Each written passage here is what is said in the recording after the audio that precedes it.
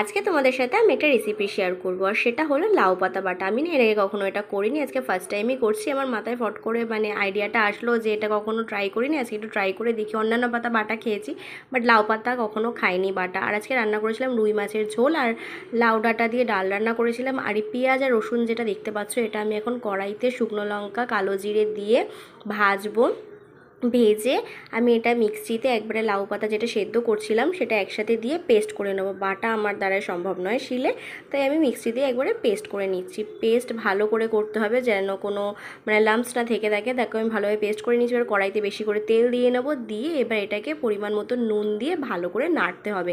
আমি এটা আজকে ফার্স্ট টাইমই ট্রাই করেছি, এত টেস্টি হয়েছিল না খেতে। তোমরা একবার ট্রাই করে দেখো, বেশি খাটনিও না।